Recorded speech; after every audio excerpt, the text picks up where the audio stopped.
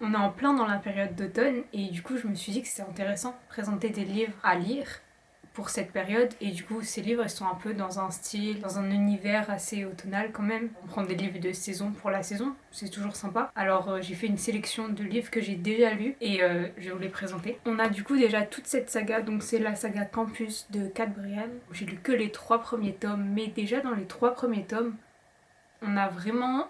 En fait, c'est vraiment en automne et en fait, on était plongé dans l'automne. Enfin, on ressent bien la saison, je trouve, dans les 2 premiers en tout cas. Après, le troisième, on ressent un peu moins la saison, mais comme c'est dans la continuité, je trouve que c'est quand même très automnal. C'est une fille qui va rentrer dans une académie et en fait, même les descriptions de cette académie font penser à des choses très automnale. En gros, l'histoire même est visuellement parlant comme si c'était l'automne. Je sais pas comment expliquer, mais moi je m'imaginais l'académie comme étant un truc vraiment couleur de l'automne. Ils respirent, ils se nourrissent automne, enfin c'est automne quoi. Et je trouve aussi que la saga est très bien.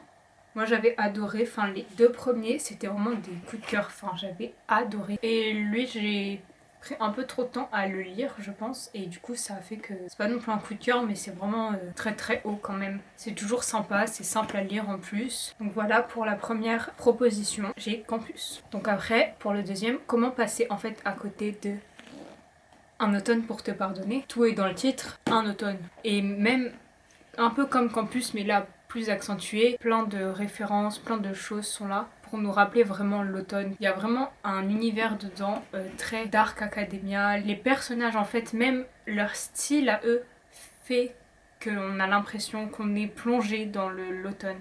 Bah même la couverture en fait, vraiment tout le livre c'est pour l'automne. En plus, Morgane Moncomble, elle écrit super bien. Enfin, je pense vraiment que tous ses livres sont super bien écrits. Et lui j'aime beaucoup parce que ça lie romance classique quoi, ce que Morgane Moncomble fait, relié au côté automnal et relié au côté il y a une énigme, il y a vraiment quelque chose et tout. Et tout ça ensemble ça fait ça quoi, ça fait un truc. C'est incroyable. Bah lisez-le en fait. C'était un peu évident je pense de le mettre lui. Donc après pour le troisième, ça se ressent moins dans le titre, moins dans la couverture. C'est Meurtre mode d'emploi de Holly Jackson. C'est anglais quoi. C'est un livre anglais, c'est pas la VO, c'est la VF, bien évidemment. Pour contre, ils ont gardé la couverture. Sympa. Bonne idée de garder la couverture par rapport au prochain que je vais présenter, genre après, où ils ont pas trop gardé la couverture et c'est pas trop.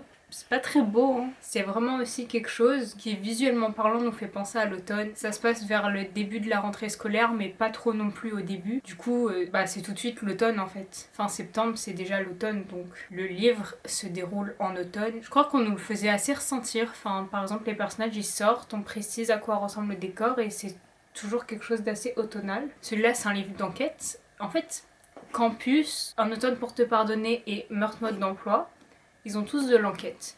Je pense que c'est un élément un peu phare de l'automne, l'enquête, je trouve ça fait vraiment automnal. Je l'avais pas lu en automne, mais j'avais l'impression d'être en automne quand je le lisais, donc c'est peut-être mieux de le lire en automne, parce qu'on doit être encore plus plongé dedans, plus à fond dans l'histoire, donc c'est même encore mieux.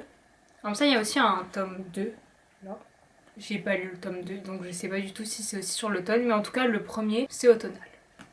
Et ce livre-là aussi est cool. Enfin, en fait, je présenterai sûrement pas trop des livres que j'ai pas aimés, puisqu'en général, ils sont pas ici, les livres que j'ai pas aimés. Ils sont partis genre Vinted.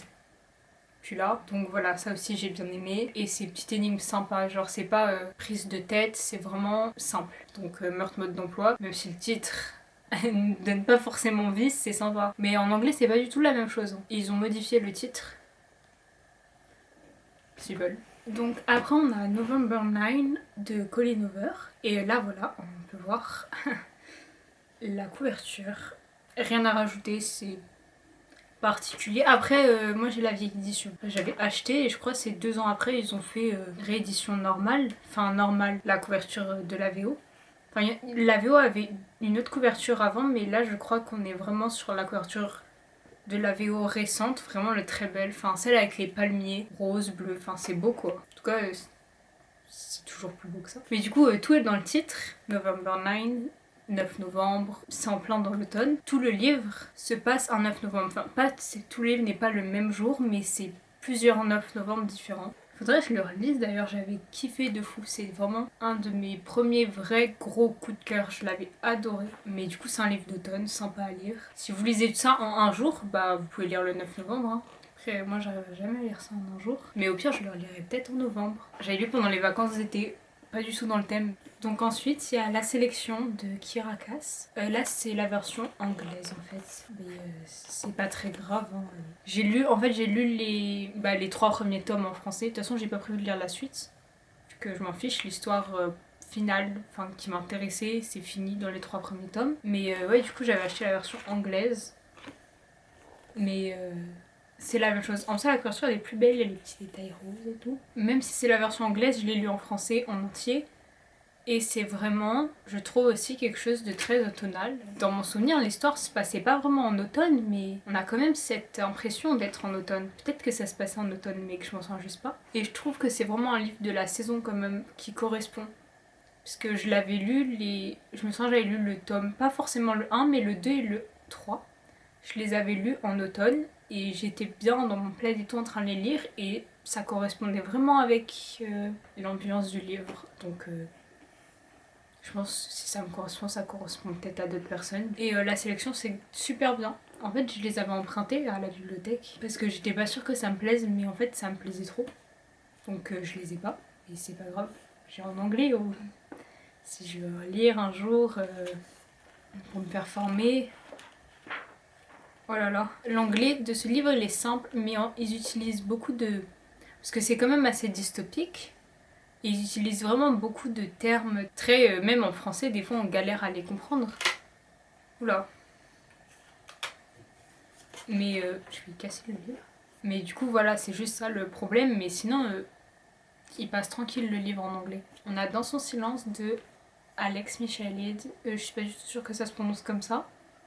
Mais c'est ce qui me semble mieux. C'est vraiment mon livre préféré. Il est super bien de fou. Et il est automnal. Je crois que ça se passe pas mal en automne quand même, parce qu'ils ont l'air quand même de tous porter des manteaux. Policiers, encore. Enfin, thriller, policier et tout, mais je suis désolée, mais en fait, il y a que des genres comme ça dans ce que je suis en train de proposer, mais parce que c'est vraiment le genre parfait pour l'automne. Je sais pas comment expliquer ça, mais je kiffe de fou en fait ce genre pour l'automne. Et lui, c'est un des meilleurs en matière de thriller que j'ai jamais lu de ma vie. On dirait comme ça, il est long, mais il se dévore. En fait, il se lit super vite. Et c'est ça qui est trop bien avec ce livre. Et surtout, l'histoire est passionnante. Enfin, c'est un thriller quoi. Impossible d'expliquer. Il faut vraiment le lire pour comprendre. C'est un truc de malade. Oserais-je même dire. Il est charmé de fou. Lisez. Dans son silence. Mais alors voilà, c'est tout pour cette vidéo. Je vous ai présenté donc les livres d'automne. Peut-être que je ferai ça pour les autres saisons. Bah quand on sera dans la saison, sûrement. C'est peut-être mieux. Je vais présenter des livres d'été maintenant. Alors j'espère que cette vidéo vous a plu et que ça vous donnera envie de lire des livres dans un mood automnal. Je vous dis à la prochaine et salut! J'ai beaucoup dit automnal. Hein.